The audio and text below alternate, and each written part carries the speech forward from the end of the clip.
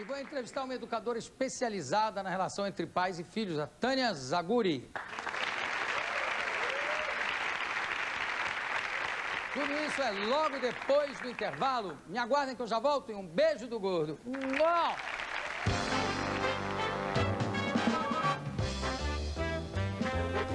Bom, ela é educadora, autora de vários best-sellers sobre o relacionamento entre pais e filhos. A Tânia Zaguri, venha pra cá.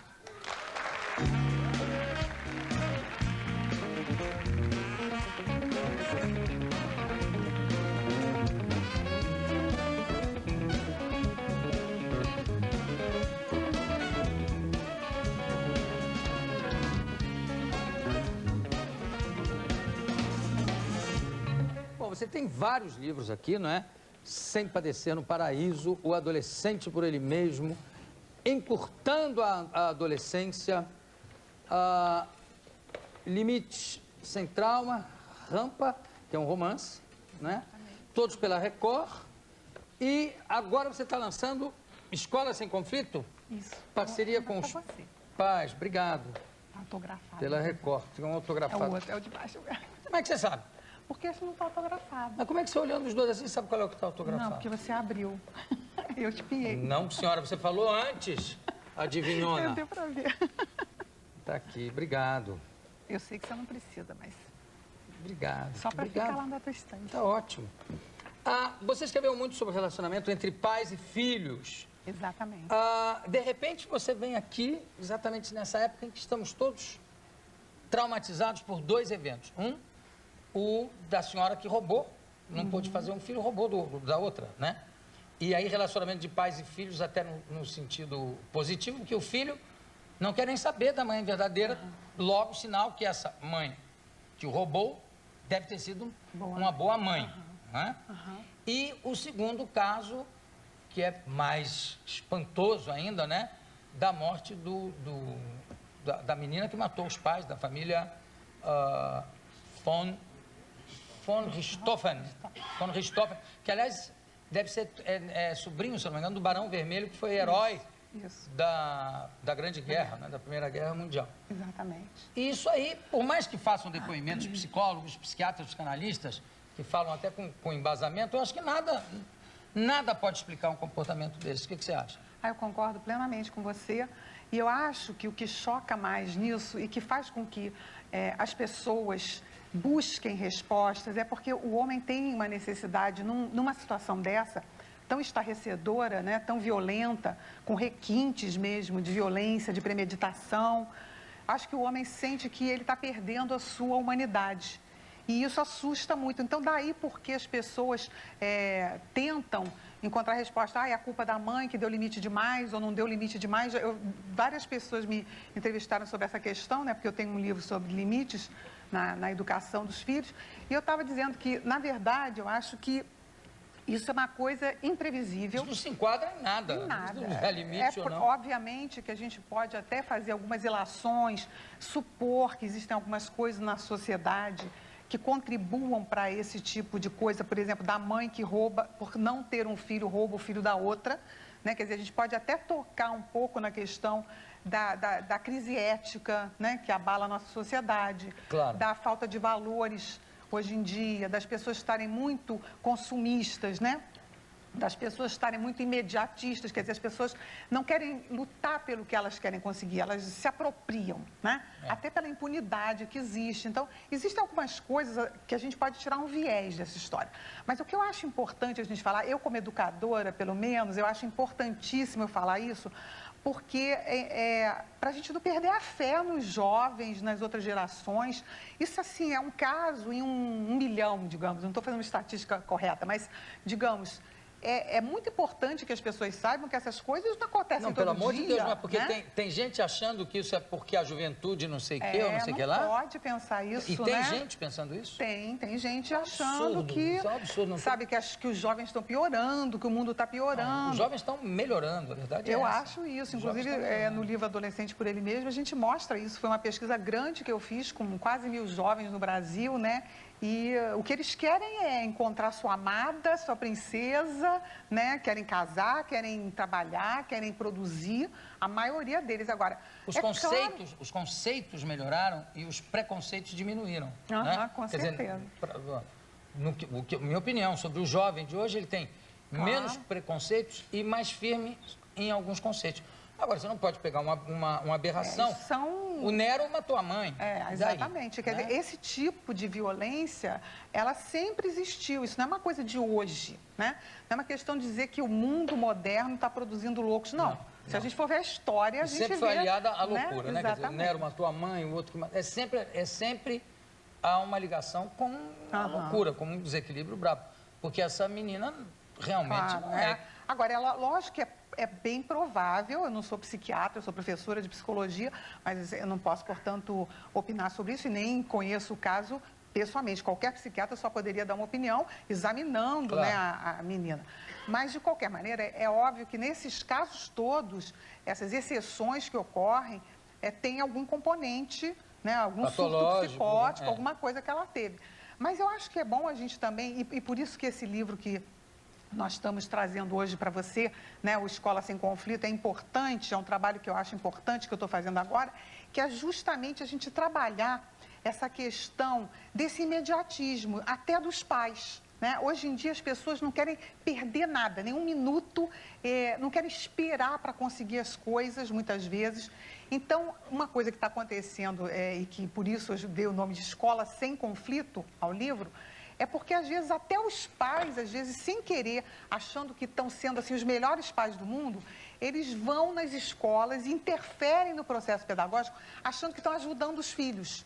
E, às vezes, depois o filho cresce com essa super proteção que os pais, às vezes, produzem e acham que o pai vai resolver tudo para eles. Então, eles perdem um pouco a capacidade de lutar, que pode ser um componente também que tenha acontecido com essa menina, né, que matou os pais. Ela não foi capaz de pensar que ela tinha outras soluções para o amor dela, como ela dizia, meu grande amor. Então, ela podia sair de casa, ela podia, né, prover recursos para lutar pelo amor dela, se ela estava tão apaixonada. E nunca, evidentemente, cometeu uma loucura dessa. Mas aí, aí eu não sei, eu acho que aí não tem muito a ver com qualquer tipo... Não, nesse caso, claro que não. Nesse caso específico, mas de educação, Mas a gente pode dar outros exemplos, né? De pessoas que, por exemplo, a gente sabe hoje, Ju, uma coisa que me preocupa muito como educadora, né? Eu tenho 34 anos de magistério e isso é uma coisa que me preocupa muito. Nós temos estatísticas hoje que mostram que no Brasil, por exemplo, está havendo um incremento do número de jovens que praticam delitos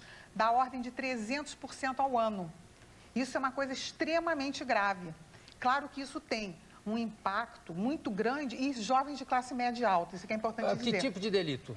De todos os tipos. Por exemplo, pequenos roubos, assaltos à mão armada, participação em quadrilhas, uso de drogas e, a partir de uso de drogas, também homicídios, roubo de carro, todos Mas os tipos de delito. Desculpa ser mais específico.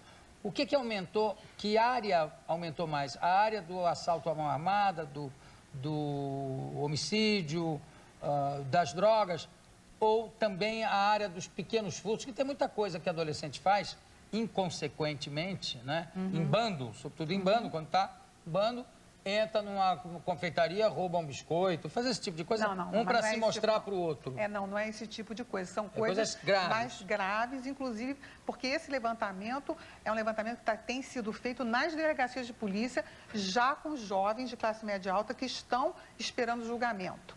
Não é só no Brasil, é importante a gente dizer, mas é assustador isso, né? E, por outro lado, eu acho que isso tem muito a ver com uma série de fatores. Por exemplo, um fator que eu acho que no Brasil leva a isso é a impunidade, né? A impunidade ou a ilusão da impunidade. Porque até que eu acho que a gente está começando um processo para reverter isso. Eu acho que você tocou num ponto importantíssimo.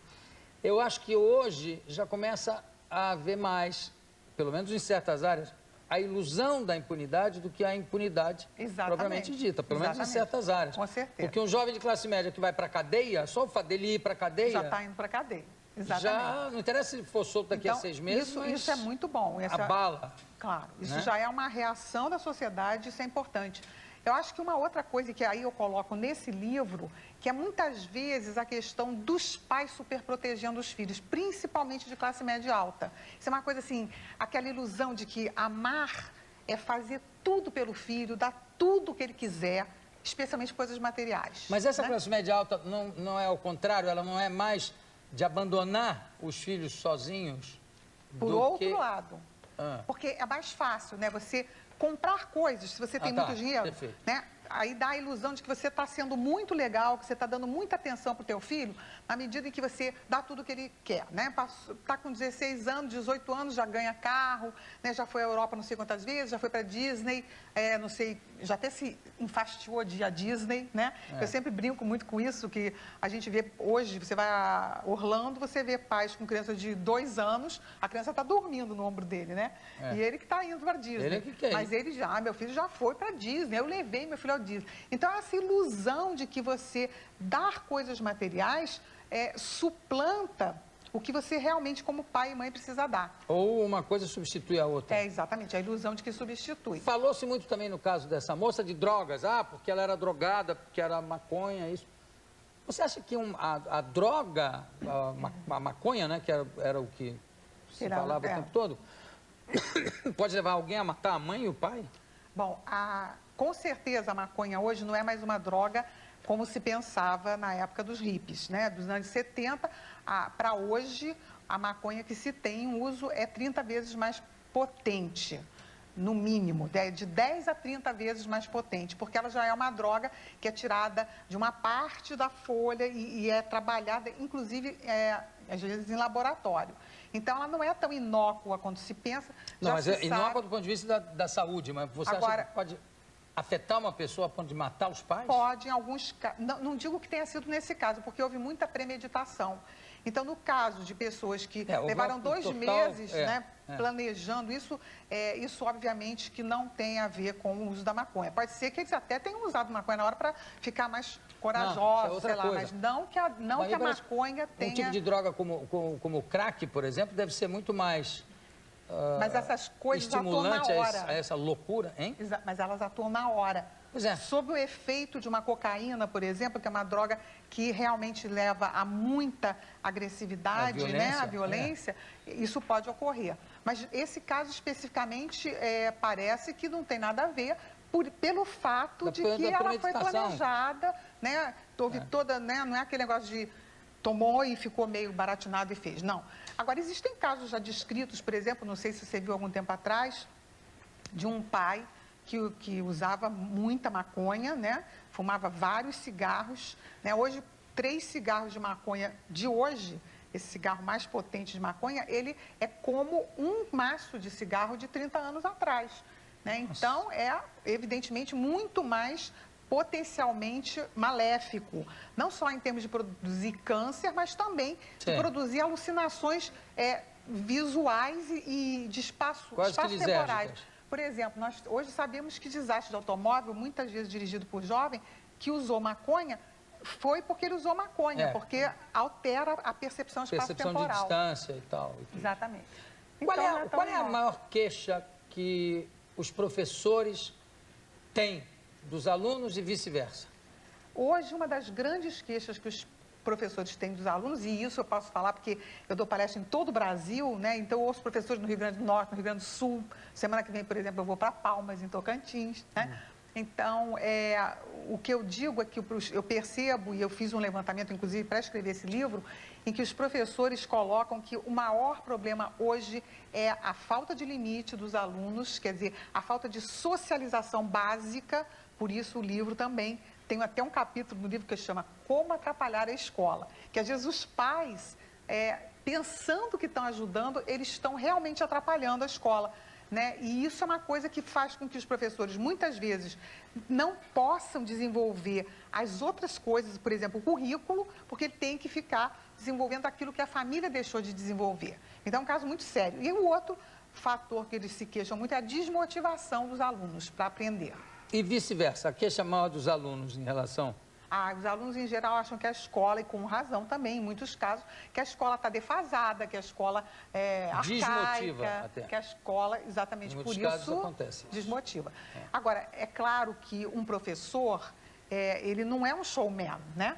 Ele não, nem sempre ele está ali para ser engraçado, para ser divertido. Ele tem uma tarefa. Mas eu acho que sei lá, desculpa, eu já entra no terreno assim da opinião pessoal.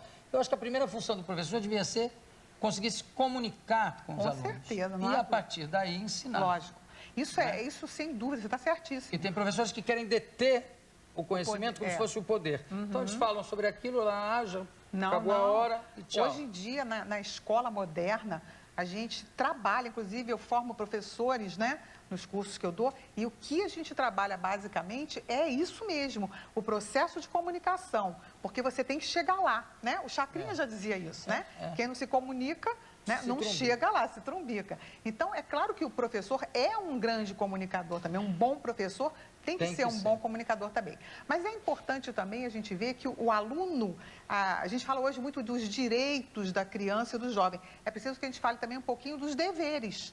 Eles têm esses direitos, graças a Deus, que hoje estão assegurados em lei, né? E estão sendo cumpridos em grande parte, pelo menos em termos de educação, mas é preciso também que o jovem entenda que a cada direito que ele adquire um dever também. Então, ele tem também o dever de estudar, né? Não só de ir à escola porque a lei está garantindo ele e porque tem hoje vaga para quase todo mundo, pelo menos no ensino fundamental. Muito bem, doutora Tânia Zaguri. Qual seria o seu título para anunciar? Seria psicóloga, psicoterapeuta? Não, eu sou professora. Eu sou filósofa e mestre em educação. Professora mesmo. A professora Tânia Zaguri, muito obrigado pela sua presença. Daqui a pouco a gente volta.